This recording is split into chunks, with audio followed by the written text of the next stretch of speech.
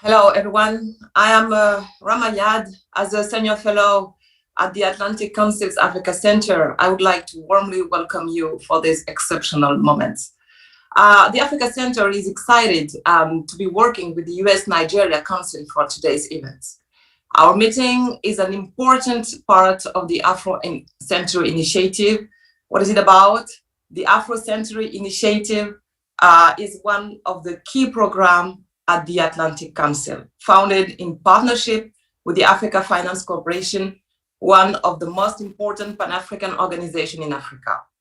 I would like to warmly thank Samailas Beru for his vision for the AFC. It is a tremendous asset in its success. We want to spotlight today African agency and innovation. We want to provide a more authentic, nuanced representation of African markets. Our belief, Africa is a land of opportunities. Day after day, the world gets it. The COVID did not prevent the African economies from being resilient. Today's conversation fits this theme very well, why infrastructure must be at the forefront of Nigeria's post-COVID recovery and sustainable growth. It is our honor to host the leadership of the Central Bank of Nigeria, the Nigeria Sovereign Investment Authority, and the Africa Finance Corporation. Before driving the floor to my colleague, the talented Aubrey Hubi, it is also my privilege to pass it over to Ambassador Terry McKelly for his own comments and to introduce the speakers. Terry brings a wealth of experience and leadership on US-Nigeria relations as the chairman of the US-Nigeria Council, senior director for Africa at McLarty Associates, and as a former US ambassador to Mali, Nigeria, and Cote d'Ivoire, among other diplomatic posts. Terry, we benefit from your perspective. Thank you so much for your collaboration. Over to you for your remarks. Thank you very much, Ambassador Yad. Merci, Madame la Ministre, for that very kind introduction. As Rama mentioned, I'm Terry McCulley. I have the privilege of being the chairman of the US-Nigeria Council, and we are very pleased to be partnering with the Africa Center of the Atlantic Council for today's event. I'm delighted to welcome you for what I'm sure will be a very insightful and interactive discussion. Infrastructure was a key part of African countries' development plans before COVID, and emerging from the pandemic as countries look to rebuild their economies, infrastructure is going to be a key part of that. And so today's discussion to talk about the newly created Infrastructure Corporation of Nigeria, I think is very timely. Before I turn our discussion over to my friend and colleague Aubrey Ruby and our distinguished panel, let me speak briefly about the US-Nigeria Council. The Council is really the only organization that's dedicated exclusively to strengthening US-Nigerian commercial ties. And we do this through supporting and building long-term partnerships between the United States and Nigerian companies, between our members and friends that drive innovation, entrepreneurship, technology transfer, job creation, and economic growth for the mutual benefit of both economies. Now, clearly, COVID-19 has created unprecedented challenges for this kind of partnership.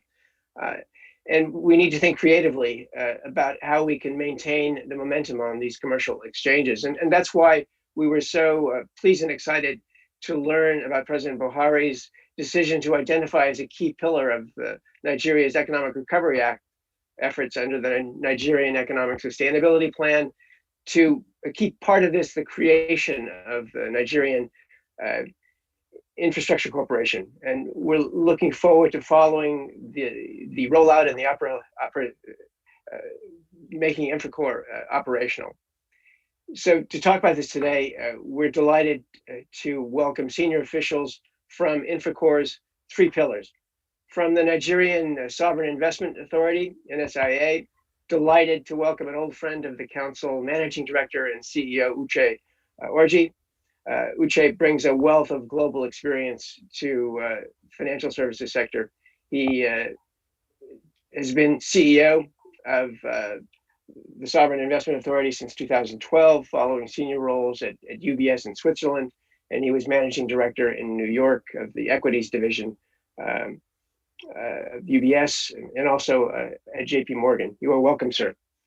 From the Central Bank of Nigeria, we're delighted to be joined by Mr. Emmanuel Ukeje, who is the special advisor to the governor on financial markets. Governor Emefiele, who's an old friend of the council as well, hopes to join later. He's busy with the monetary policy meeting, but he has promised that he will make every effort to join later at the end of the event. And then, of course, from the Africa Finance Corporation, thrilled to be joined by President and CEO Sumaila Zubairu, who also has a wealth of experience in this sector. He's AFC's third president and CEO. He was also the CEO of AfriCapital Management, and he was the chief financial officer for another U.S. Nigeria Council member, the Dagote Group. So it's a very distinguished panel that we brought together. Let's get right to it, and I'm pleased to pass the action to my friend and colleague, the senior advisor of the Nigeria Council, and also Atlantic Council Senior Fellow, Aubrey Fruby. Aubrey, over to you. Thank you, Terry, and thank you, Ambassador Yad. It's a real pleasure to be moderating this panel today for this important discussion. Even in the United States, we've recognized the importance of infrastructure. President Biden and US Congress are working on an infrastructure bill. The same is happening in Nigeria for investing in post-COVID recovery and building important infrastructure. So Sumaila, I first wanted to turn to you and say, why is infrastructure front of mind when thinking about economic recovery in Nigeria?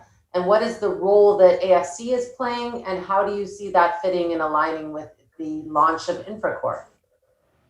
Thank you very much for this opportunity. And thanks to the Atlantic Council for the cooperation with the US-Nigeria Council to organize this event. So for us in Nigeria, infrastructure has always been a key pillar for most successful governments. But the recent government took a bold step to set up the Infrastructure Corporation of Nigeria. I think the best way to kind of locate how InfraCorp would facilitate investments in Nigeria is to bear in mind a few points. So Nigeria has 122 million people as part of its working population. And a lot of these people are underemployed and also unemployed. So infrastructure is key to ensuring that these people get employment and are productively engaged going forward.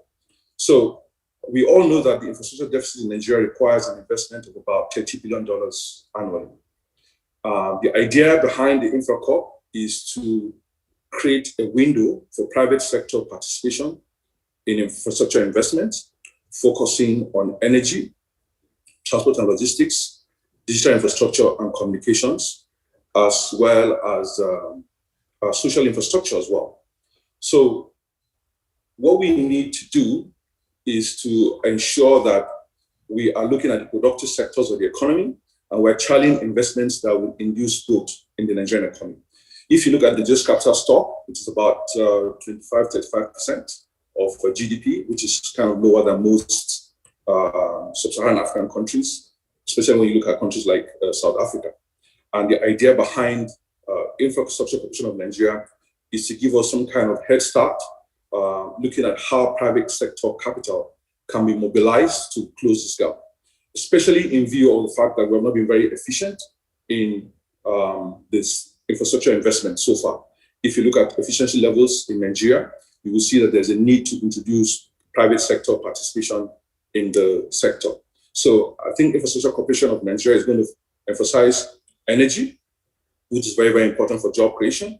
It's going to emphasize transport and logistics, which is key to moving goods and services to the relevant sectors of the economy. It's going to emphasize digital infrastructure, which is really what we need to ensure that the young people in Nigeria and most of the people that are underemployed are able to get creative employment, especially considering the fact that we've been very successful in our creative media, which relies a lot on energy and broadband connectivity.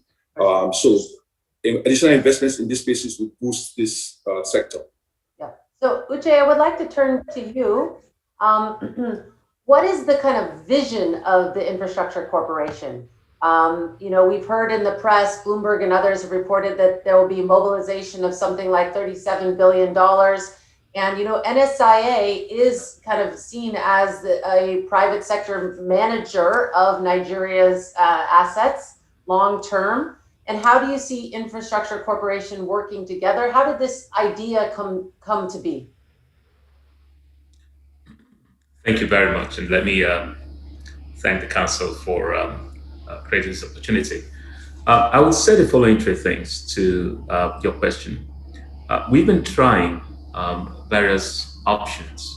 I still remember the first attempt was in 2015 to create a long-term pool of capital that will invest in infrastructure specifically and take the necessary risk and leverage that will be necessary to create a capital base that we will require. And so through various iterations, we came down to the solution around which InfraCorp now coalesced, being led by the Central Bank, the Africa Finance Corporation, and the NSIA. NSIA has three funds. NSIA has the Nigeria Infrastructure Fund, NSIA has the Future Generations Fund, and NSIA has a Stabilization Fund. The most capital NSIA can allocate to infrastructure from its pool of capital is 50% of its capital. 60% of its capital. The board took a decision to allocate it to 50%. The NSI is a brilliant manager of Nigeria's sovereign wealth fund, and as a consequence, there's a certain level of leverage that the NSI, as a prudent manager, cannot expose itself to. So you need a vehicle that has that level of capacity and the leverage. That's number one. Number two, I also think that taking on the responsibility of managing third-party capital isn't really what we are good at. We do co-investments, Yes. but the NSI is not set up to be a third-party capital GP. Okay, so these are some of the fundamental differences between how the InfraCorp will sit next to the NSI. The third point. So our audience understands, and I do want to encourage our audience to ask questions because we will be weaving them throughout this. So the vision for the InfraCorp will be that it will raise additional capital from the global market and manage that capital. So that's what you mean by third-party capital versus NSIA that manages Nigeria's sovereign wealth fund. It's managing its own capital. So this InfraCorp will go and raise capital on the global market to be invested in Nigerian infrastructure. Is that correct? That is correct. Now, the NSIA has its own capacity to raise co-investment funds, which we have done. And we've done that in many areas. We've done it in agriculture, we're doing it in healthcare, we're doing it for the roads projects that we are. But the truth about it is there's only so far that it can go based on this limited pool of capital. So this is why this is slightly and fundamentally different, actually, compared to NSIA. Now, the question about how does it sit together? The NSIA is a co-sponsor of InfraCorp. NSIA is an equity holder in InfraCorp. And it's not, if you look at the size and the scale of the problem, it's not either or. All solutions are necessary. And, right? Exactly. And the NSIA, in addition to making direct investments, the NSIA also has an external managed investments. Now, we've invested in just about every private equity fund in Nigeria. We've invested in most infra funds that are in the country. So we take the role of both direct investments and playing the role of the fund of funds. So I think it's important that we don't see this as competing. It's not really the point. I think there are just so many of the solutions that are necessary. In addition to our own funds, I think we've backed 2 specific infrastructure funds in Nigeria, and alongside more than 42 different private equity funds globally. So these are what NSIA does. And I think I will always tell my colleagues, let's not forget our number 1 mandate, and that is to protect the Future Generations Fund of Nigeria. And so infrastructure is important to us, it's key to what we do, but the level of scale, of leverage and funds necessary to play that role, I think you need a specialist organization. So the way it will work is that the central bank, NSIA, are pooling capital, and then hiring, is it true, hiring a private fund manager or bringing together a private fund manager that will then go out and raise additional capital on the global market? Is that the structure? In simple terms, yes. That is the structure. I might also add, Aubrey, Go ahead, that part of the objectives is to get funding in local currency.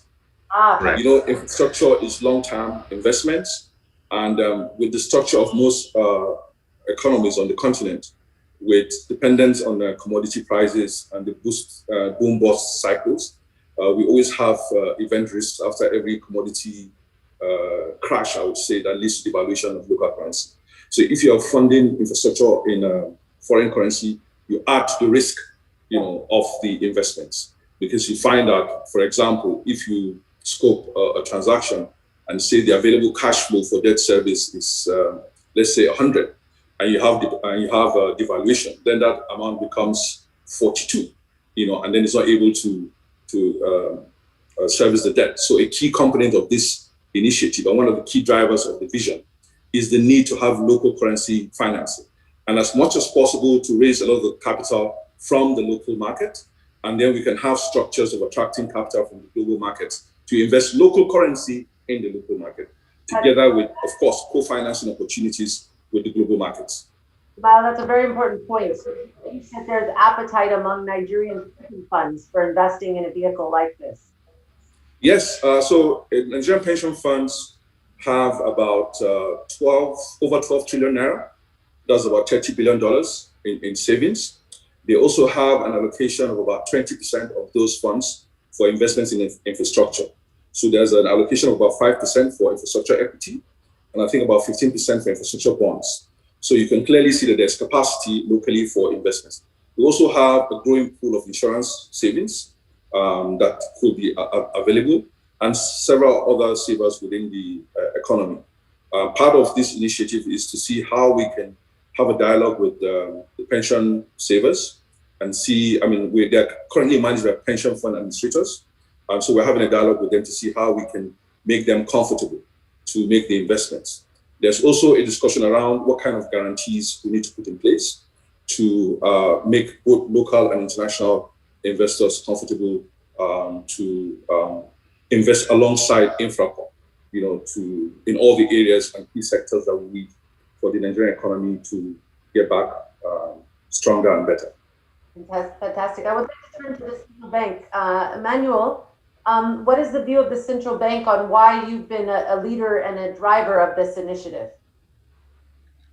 Yeah, basically, I think the central bank came in this because if you need to look at the genesis of this whole InfraCorp, central bank organized a symposium on going for growth last year, you know, and from there the idea emerged about actually having an independent company that could lead infrastructure, because infrastructure was actually seen as a very, very critical component in terms of growing the economy. And based on this, getting the approval of the president, it is believed that it is not something to be domiciled within a government entity or department, and hence the need to actually get a good asset manager to be able to mobilize funds and also be able to utilize these funds and be able to invest them in such a way that it can guarantee returns for the investors, and also to be able to take care of some of the risk that will not be seen or will not be perceived by the government agents. And that is why we think that having an asset manager is very, very critical in terms of the independence and the running and the minimization of the associated risk for both domestic and foreign investors in this particular program. So getting asset managers is also part of the transparency that will come into this program, because it's going to be run purely by experts, and it's driven by experts who have, if you look at what we sent out in the expression of interest, the conditions were clearly stated. And that is what we intend to achieve by actually getting the asset managers in and not being managed by government agencies. That is the whole. So that everyone understands the process. So right now, there is an open call for invitations for interested parties. Expression of interest. Yeah. Yes. So that is a current process. When do you think there will be a selected manager for this fund? So maybe Okay. I can come in. Yes, please. All right. So we have an RFP process that should conclude by next week. Upon the conclusion of that process, we're going to shortlist all the credible applications. We shall rank them, and we shall interview the top 9. We're going to allocate 3 days to conduct interviews. We've considered a selection committee that comprises the initial board members, which is the chairman of the central bank, Uche Orji, as president, as the managing director and CEO of NSIA, and myself as the president and CEO of Africa Finance Corporation, as well as deputy governor economic policy of the central bank, together with a panel of independent experts that we've pulled in from the Green Climate Fund in Korea, as well as DEG KFW. And we're also looking at some parties locally from Nigeria as well that will form part of the selection committee. I think that tentatively we're looking at about April 7th, 8th, for this selection process. So it's very rapid, and I assume there's been a lot of interest in the RFP process. Certainly. So you have this committee has a lot of work ahead doing the short list. Maybe Uche will shed more light on the list of applicants that we've gotten so far, or people that have expressed interest. Uche, would you like to join in with it? So there's been a lot of interest from the private sector managers. My internet connection is unstable, so I hope you can hear me. Yes, the quality has been good. The quality has been good so far. That's the best I can say, and the interest is growing. I think it's gone from skepticism to real inquiry, and more people are turning up, and we hope that we pick the right person or the right team that will lead this effort. And I imagine it will be domiciled or based in Nigeria. It will be based in Nigeria, and then there will be kind of. Of course, it's a Nigeria InfraCorp, right? And as Smaila, as you said, there will be kind of a dual structure. We had a question from the audience about how will foreign investors who have dollar balance sheets be able to invest in this? I assume there'll be almost a separate sleeve for local currency and then one for a dollar-based or euro-based international investor in the fund. So we have structures that allow foreign investors to participate in the Nigerian economy. So they can enter into a swap program with the Central Bank of Nigeria, whereby the Central Bank of Nigeria will exchange their dollars, for naira that could be used to invest in the local economy. So most dollar investors that engage in the Nigerian economy do that. So as AFC, we also have such programs where we provide dollars to CBN, and then CBN gives us naira for investments in the Nigerian economy. And we do that across other African jurisdictions as well. So that is a clear example of how they could participate. And we could also have direct co-financing arrangements, with various investors. So, I mean, there are several structures that we could work with the partners. Yes, excellent. And I assume that the investments that will be made by this entity will be aligned with the Nigerian kind of infrastructure development plans. Smaila, you mentioned urban sectors of energy, transport, digital connectivity. Some of the early news reports have spoken about railroad in particular. Is there any major projects that are kind of teed up for this already? Yeah, thanks for that. So part of the design of this program is to also look at what has happened before. So before now, the Nigerian Sovereign Investment Authority was working on a project where we have a presidential infrastructure development fund together with another program of mobilizing local savings into infrastructure projects. And within our structure for the Infrastructure Corporation of Nigeria, we have what we call project development de-risking vehicle, whereby we hope to de-risk opportunities and transform them to bankable projects. We also have what we call a public asset company structure, where we're looking at public-private partnerships with existing government assets. So the rail assets will form part of that tranche, as alongside other roads and other built infrastructure in the country that requires additional capital or reactivation. So all of this, will form part of the initial pool of investments. So we have a narrow gauge rail system in the country that is in need of investments for quick reactivation. Projects like that will be considered. We have also various road projects that qualify for public-private partnerships that could be part of this program. The NSIA has been working on, Uche can talk more about that, but there's a whole list of programs that they've been working on that will form part of this. So the idea is look at critical infrastructure, transport and logistics, look at digital infrastructure for broadband connectivity and telecom penetration, look at agribusinesses and agri-parks for transformation of the various programs that have done well, I would say, in the agricultural space. Look at special economic zones that would increase the value capture that Nigeria gets from its commodities, which will also help us better manage our currency, help us create jobs in the economy.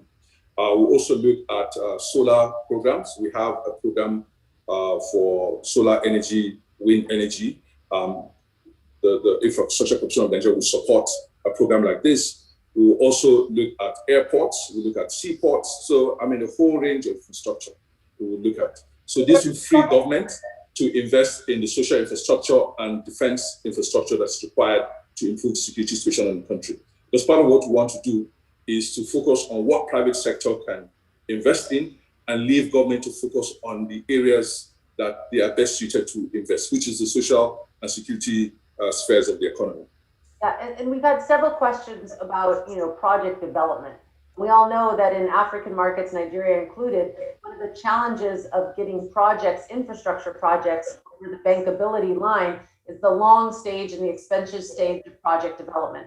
And so, Samaila, you just mentioned that AFC does do a lot of project development.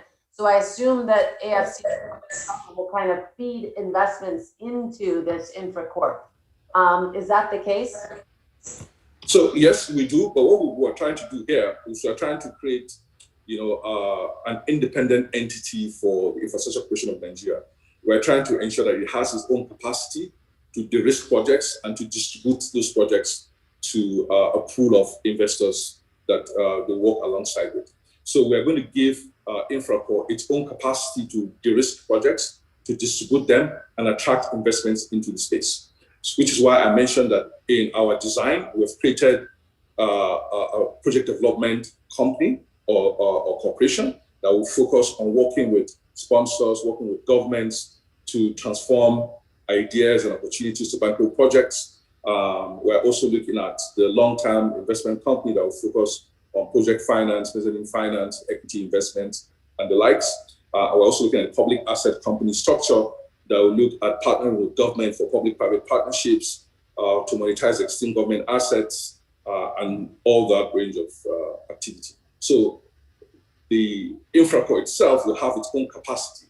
Of course, leveraging from our experience, leveraging from our track record and track record of our partners, the Sovereign Investment Authority, whom have engaged in a range of projects like the Second Niger Bridge, the Lagos-Ibadan Express Road, and several others.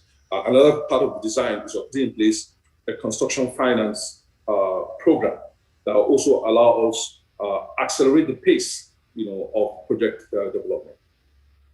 Well, Uche, one of the challenges we have seen time and time again is that there's been always this discussion that, global pension funds have a need to, the search for yield, that they're looking for returns, and that global pension funds and pension funds in general are aligned to infrastructure investment because of the long-term nature of their need for returns and the long-term nature of infrastructure projects.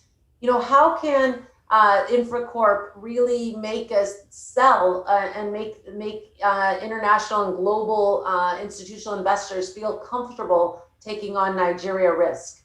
That's been a challenge as all of us, I spend my career trying to mobilize investment. What about the perceived risks of investing in something like this? I like the choice of the word perceived risk. I mean, I think investors will need to make their choices based on balancing those risk elements. I mean, I think when you look at a place like Nigeria, there are all sorts of risks when we engage with investors, especially global pension funds. The first risk people point to is currency risk, FX risk. The reality, though, is that there are infrastructure projects that also yield in dollars. We just signed a joint venture agreement with OCP of Morocco to build a whole new multi-purpose industrial platform. I have more capital chasing this deal than is needed, right? So already based on commitments made on the equity portion alone, I'm 50% oversubscribed. The debt, everyone is scrambling to underwrite it. Why? Because there's a classic off-taker for that, 100% off-taking, right? So you come into projects like Nigeria, I hear these comments, but the truth about it is most people that have invested hardly leave. I haven't seen many that have left. And so when you take the energy, or maybe not energy, but I'm looking at gas industrialization infrastructure, which is the category under which our deal with OCP of Morocco is classified. There's just so much interest in businesses like that because the products tend to be dollar indexed, they tend to be foreign currency reflected. So I think that's number one. The second element of risk, and this is one of the questions people ask me all the time, are we sure this process is going to be done very well? By the way, we have a transaction advisor who's just been appointed, KPMG, in helping us through this process, and they will be participants through a lot of these processes to give you that extra level of validation, in addition to the people that Samela had mentioned. So, but the third thing, and I think mostly the risk that people face is, that's why I said the word perceived risk. And I can't remember who published this once when they looked at the risk of investing in infrastructure in Nigeria versus any other markets. And the truth about it is perhaps the data set is very small. The truth about it is that we haven't, the risk isn't that much higher. I think there's all sorts of perceptions of insecurity, there's, and I just think it's just lack of understanding. The NSI has been involved in the infrastructure sector since its inception. Like I said, 40 to 50% of our assets is dedicated there. And we've done a few things from both hard infrastructure like roads. We have a portfolio at the moment that reflects something in the order of close to more than $2.5 billion worth of roads that we're handling at the moment. And then you go one step further to look at other areas of NSI's involvement, such as healthcare or power or agriculture.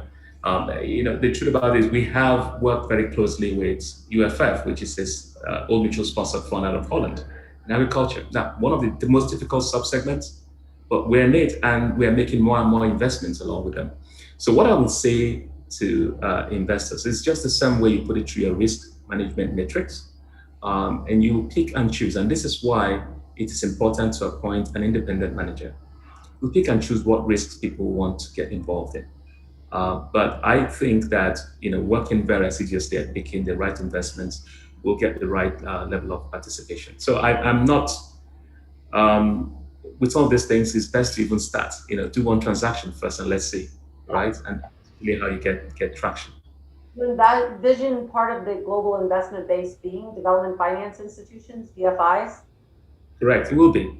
It will be. We've had, by the way, it depends on how you look at an IAFC, but we have quite a number of interests in teams that are backed or partly owned by DFIs who want to set up teams to manage the asset. But we're looking at many of them to also participate in the capital raise. And I'll give you a successful example of such a vehicle. If you look at what Sujoy is doing in India, for example, that there's got CPPIB involved and a few other people, it shows it can be done. Granted, India has demonstrated some success. But the only way we can demonstrate some success is to provide a credible vehicle with capacity to also attract that level of participation. So I think with these things, my view is, start first, right? Get the fund going. 2, 3, 4 transactions, and you're going to see people share their skepticism. And I still remember back, I was in New York at the time when AFC started. There was some skepticism. You and I spoke a lot when NSIA started. There was some skepticism. There's always is skepticism. because it's Nigeria. I understand that. But the truth about it is, when people realize that organizations are run in a transparent, accountable manner, accountability is very important. There's governance, the quality of the board, the people that are actually overseeing it, and the quality of the manager. I think that's enough to deal with some of these issues of perceived risk, as you mentioned. So you imagine you'll begin investing before you close a full fund. So you don't need to reach the $37 billion target before you start making investments. Is that correct? No one does that. No one expects to do that. That's not feasible. You will start, absolutely, because I think it's going to continue to put an effort. Maybe Samila can speak to this, but no one is going to you get commitments, right? Like a fund. Get commitments. You have to go asset by asset, project by project. That's how I think it's going to get rolled out. But we're still going through this process of manager selection, I'm sure.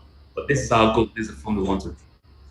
Emmanuel, I'd like to turn to you because we have a question from the audience asking, what is the relationship between the Infrastructure Credit Guarantee Company in Nigeria and this new InfraCorp? Sorry, please, can you just repeat? I got a distraction. Can you repeat that question? Sure. What is the relationship between the Infrastructure Credit Guarantee Company in Nigeria and this new InfraCorp entity? And maybe Uche says he can answer too. Yeah, Uche, will you say something? Please go on, sir. Okay. Basically, when you talk about infrastructure, this is a completely new entity on its own.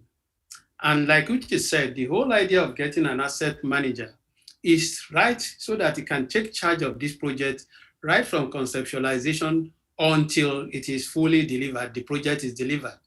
And going along that route, just what you mentioned about the risk, the manager identifies all the risk along this line and what should be done to be able to, as much as possible, mitigate those risks that he can mitigate. Otherwise, he brings to the table, this is the project, this is the risk, associated risk, and then you as an investor, you're able to price your investment based on the risk that has been identified.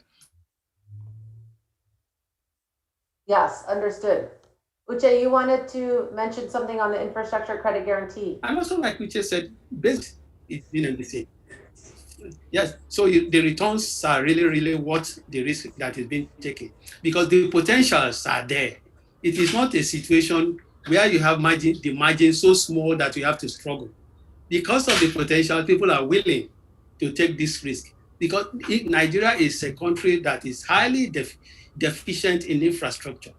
So the little money you put and the little infrastructure you are able to provide, whether it is in telecom, whether it's any space, you begin to see that the return you get is much better than the risk associated. Then coming to the issue of the private infrastructure, this is they are not, these ones they are going to be under a separate governance structure, which is completely different from what you already have in existing companies that may be going into infrastructure. And that is the whole idea. Because of the capital base, we expect that this should be able to mobilize huge sum. And if you look at the takeoff grant that is already been put, a whole trillion, which is about $2.7 billion, I think that provides a solid foundation for people to come into that and take advantage of the program. Understood. Thank you for that additional background. Uche, you wanted to mention about the credit guarantee company. Sure. So I wanted to take that question because the Infrastructure Credit Guarantee Company, or InfraCredit, was a company sponsored by the NSIA and owned for a long time by the NSIA and AFC 50-50. And then recently we've got investors coming in, InfraCorp Africa. There are too many infra names being bandied around. But InfraCorp Africa, which is a UK-based company, sponsored by, I think, PIDG, which has CDC and all that, recently joined us also as an investor, as a third. So if you look at as the equity ownership now of InfraCredit, so at the beginning of InfraCredit, there were NSIA, Garantco, and then the AFC. And so this company was set up to provide guarantees for infrastructure bonds. So it's not a fund manager. It's a bit like what used to be AMBAC and NBIA back in the US, right? So this company is actually provided bond guarantees on the road bonds. And when we set this up, the idea was to provide a wrap on infrastructure bonds so that pension funds will feel able to invest in it. So InfraCredit lent its AAA rating to bonds issued by various infrastructure companies. With that rating wrap, pension funds started to invest in it. And I think that has enabled the creation of an infrastructure bond asset class. And my view with it is that we get to a point where pension funds feel better able themselves to then start investing directly without a wrap. But to get that asset class going, InfraCredit was a necessary vehicle. So that's how that started. It's not a fund manager, it's just a bond credit wrap agency, right? That's what it does. It's a credit enhancement company. InfraCorp or InfraCorp Nigeria is a fund manager. It's an infrastructure fund manager. Second difference, the size and scale is just extraordinary, right? So we're talking 15 trillion naira against a much smaller scale of an entity. But I think that at some point, an institution like InfraCredit, benefiting from bigger capitalization, will play a role in wrapping some of the projects that InfraCo will bring. So it will wrap it and then be able to sell it on to pension funds. This is going to be really exciting. Look, I want to make one point, right? There's a reason why our markets are described as emerging markets. And that's because we have so many institutional voids, right, in our markets. And so over the last 10 years, over the last 12 years, I have seen many of these voids getting closed. AFC has been created, right? It's an Africa-wide institution. NSIA, InfraCredit, InfraCorp, DBN, NG Clearing, Family Homes Funds. These are entities mortgage refinancing company. These are entities that did not exist 10 years ago. And they're all filling different gaps in the markets arena. So if you look at what I would like to call the financial markets infrastructure of Nigeria, these entities are filling them out. And over time, you're going to have a well-oiled financial markets system. That's really what I believe. And I think these are all different entities being put in different places to fill out a jigsaw. Yes. So Sumaila, I want to come to you because there's been such an emphasis placed right now in the US around getting back to climate investing and green investing. And we have seen that President Biden has announced that every part of the US government will have a green agenda. And that includes the USDFC. And the USDFC will have to make a lot of investments in green infrastructure in the coming years, and specifically in emerging markets, because that's its mandate in terms of developing countries. How do you see, Sumaila, AFC and InfraCorp really taking on a green energy agenda? We saw the FT article that came out about AFC having a new kind of green focus. So how do you see that fitting with InfraCorp? Thank you for that. So if you recall, I mentioned that part of the priority projects that we focus on is the solar program. We also have a lot of wind potential in the Niger Delta and in certain hilly parts of Nigeria. We have several plateaus with valleys, so there's very strong wind in those areas. We also have a program right now whereby we're working with the oil companies to help them become green. So a lot of the oil companies now use diesel generators or HPFO to fire their operations. We have a program where we're working with them to convert them to wind and solar. We are also blessed with significant radiation in the country, which is why we have the solar program. And that is a program that we designed whereby we invest $100 million. We're going to get counterpart funding from the Green Climate Fund for another 100 million. And then we're open to partnerships with the likes of DFC, African Development Bank, and other institutions. We also have a rich pipeline of hydro projects that we're looking at. And there are several hydro assets in Nigeria. The Nigerian government has a privatization program that has been announced. Part of that program also includes hydro assets, which are all part of the green assets. We also have a lot of opportunities in the gas monetization space. which also significantly reduces the carbon dioxide and greenhouse gas emissions in the atmosphere.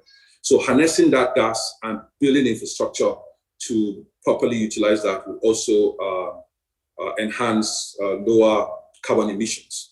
And then if you look at it in context, you know that Africa has really been one of the low emitters, you know, for carbon dioxide and greenhouse gases.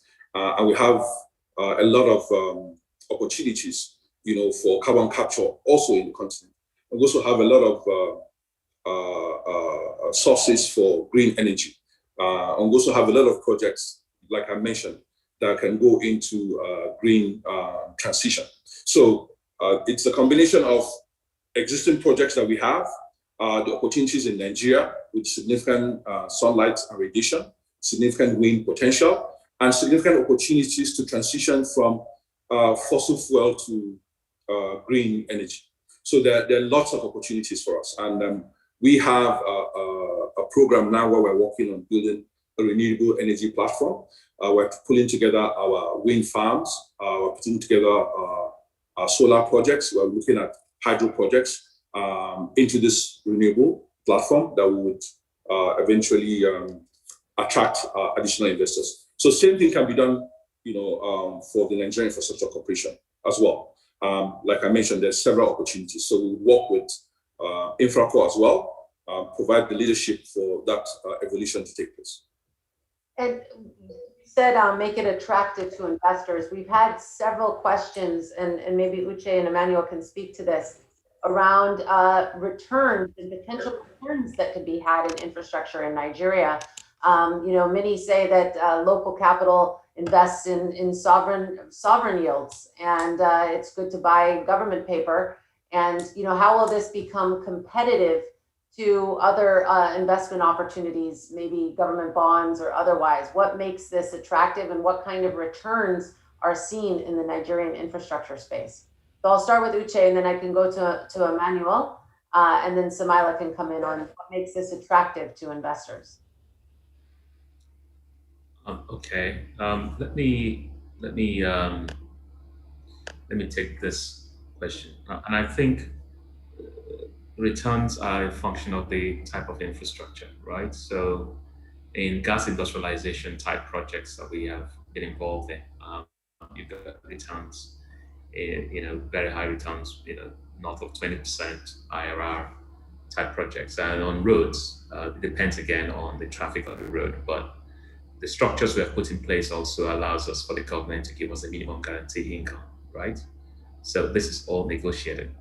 So I wouldn't think there's a one size fits all as to what you would say returns that are available on infrastructure. The NSIA is set up as a profit-making entity. And so when we also invest in infrastructure, we structure it in a manner that allows us to earn above our minimum target returns. And on infrastructure, I would say that you know, it's not private equity, right? So your holding period is much longer. The NSI Infrastructure Fund has a holding period of 20 years, right? So whereas our Generations Fund, most of our PE funds come in at 5, but what you find is most times is 7, 8 years holding period, right? So the IRRs are consequently very different as a consequence. But the point here is this is not social infrastructure where you're going to take sub-market returns. We're expected to earn returns that are comparable. And this is why, again, the emphasis is on the independence of the manager. The decisions have to be made. So when sometimes at the NSI we have to do projects that we believe requires government support, you see with the government. It's everything from viability gap funding to minimum guarantee income structure. There are all kinds of ways to make sure that it earns the minimum returns target of the investor. So to say what returns are obtainable, and I'm like, what infrastructure, right? You know, our returns on healthcare is relatively lower than we would think, but it's not loss-making. We're making money. Our returns on roads are actually better. Returns on gas industrialization, you know, stratospheric, right? And this is really keys back into your comment about green. Can I just make a comment on that if you don't mind? I saw this announcement about the Green Bank and all that, and I think it's important that Africa and Nigeria, okay, let's define what we mean by green. We're not working with a checklist handed down by somebody and say, this is green. When I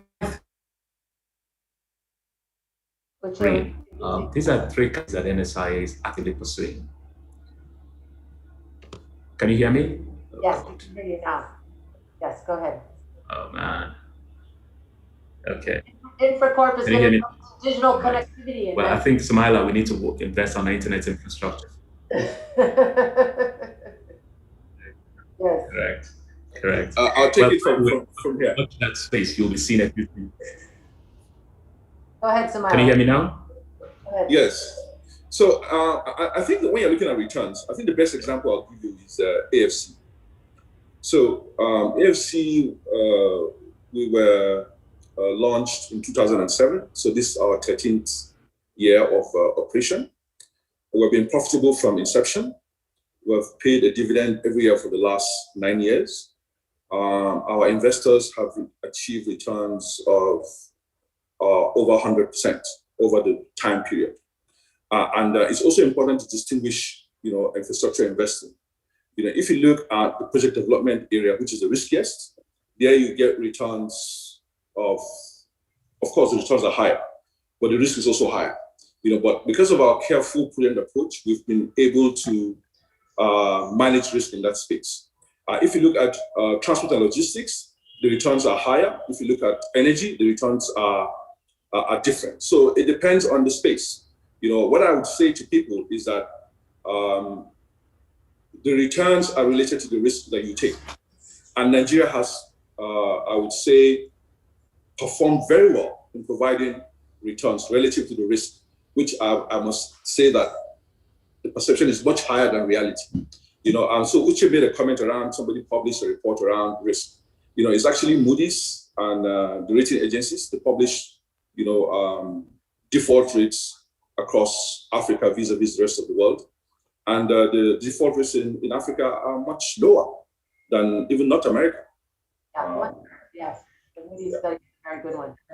I want to take this moment to welcome the central bank governor. Governor Mafele, you're welcome. And I will turn to you with our last few minutes.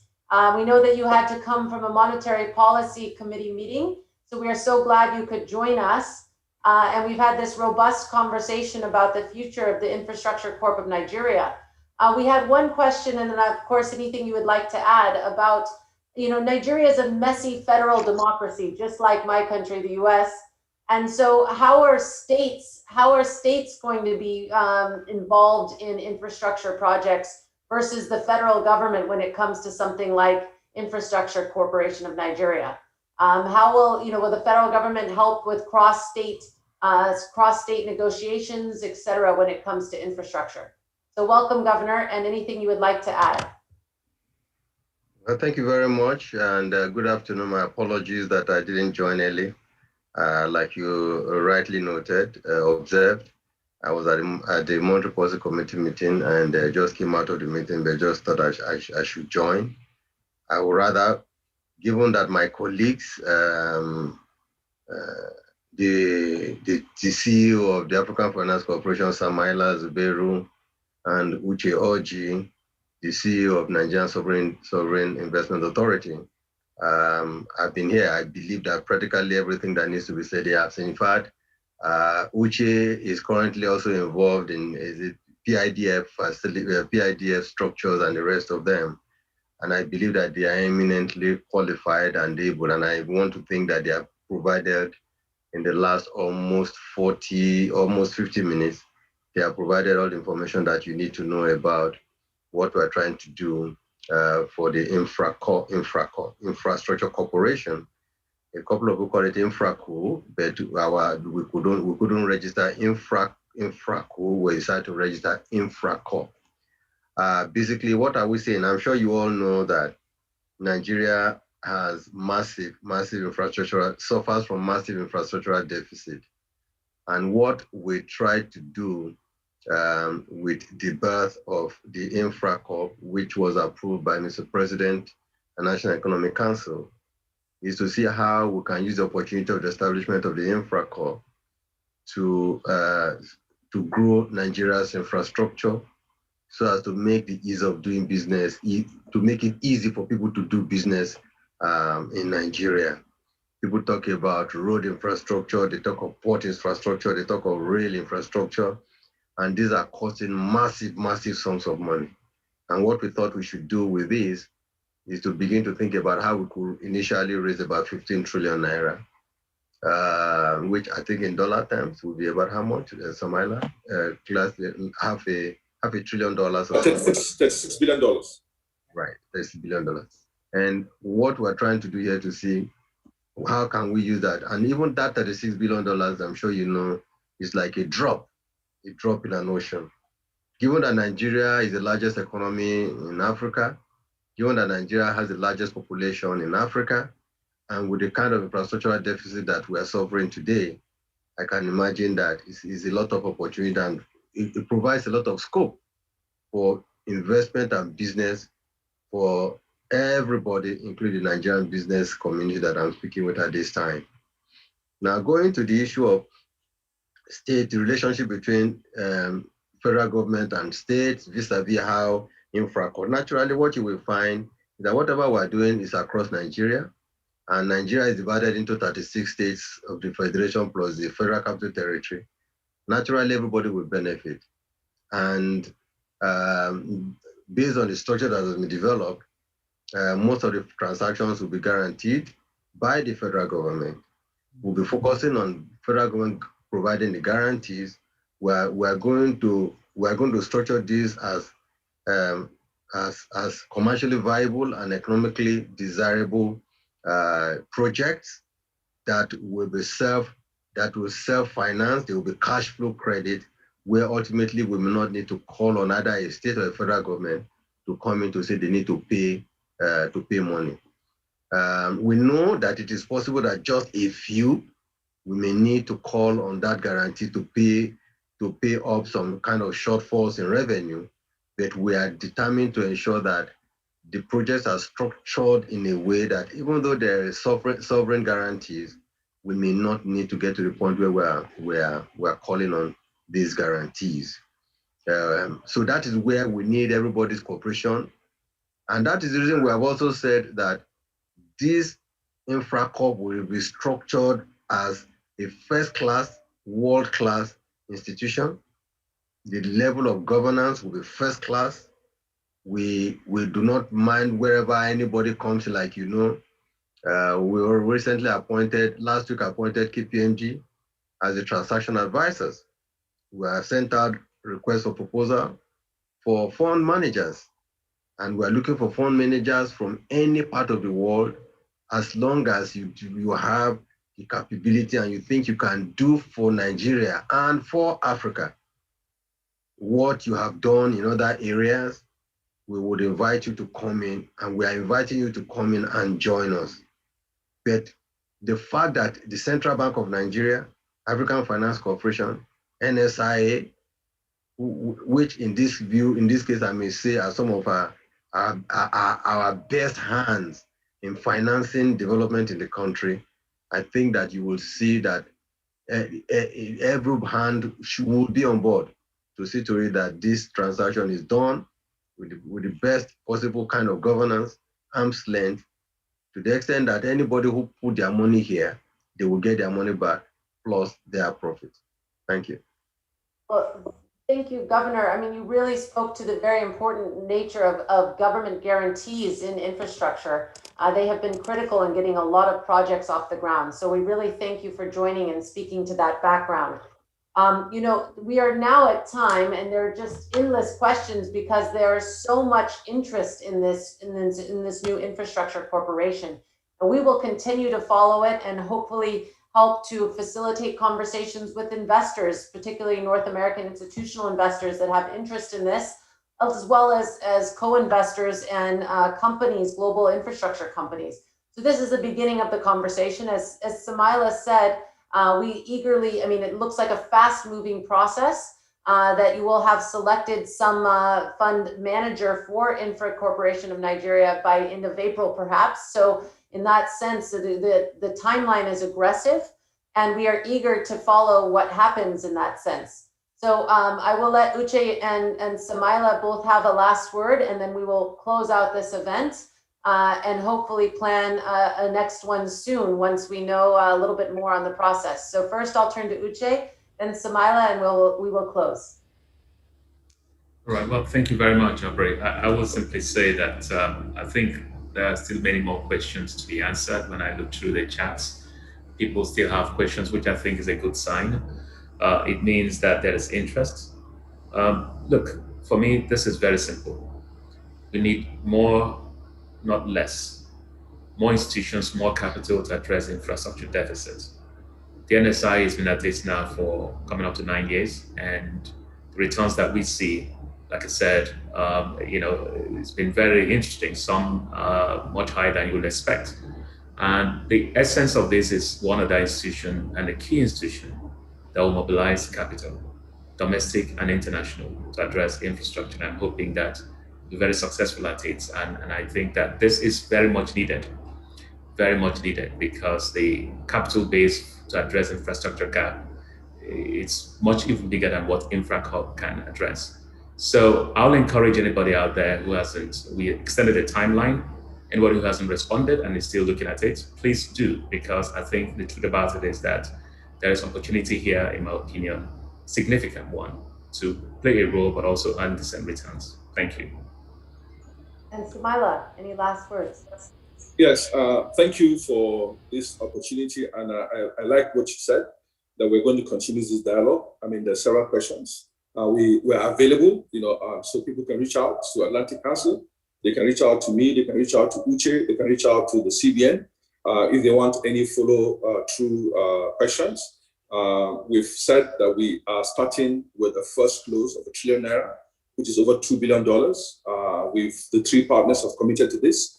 And as soon as we appoint a manager, we would make the calls as they're requested. So we encourage promoters and governments that have projects, to be ready. We're set to go.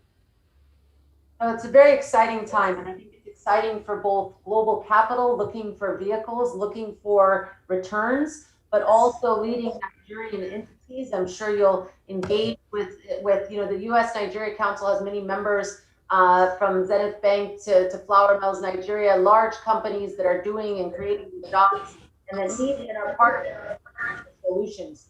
So we really do believe that there's partnerships between U.S. corporates, U.S. investors, Nigerian corporates, Nigerian investors, and that really sits at the heart of the U.S. Nigeria Business Council. And then the dealing with the risk perception issues and really creating an amplified voice for African entities, which really sits at the heart of what the Africa Center at the Atlantic Council is doing. So altogether, there's deep synergies here. And I want to thank all of my panelists, including the Honorable Governor, for joining at this important event. And we will have follow-up conversations as this process progresses. There's great interest, and I'm sure many more on Twitter and our viewers on YouTube will be engaged in this conversation. So I think Samaila's point on bringing out the questions, you'll be astonished by how many you get. So thanks to everyone, and have a wonderful rest of your day. Thank you. Thank you.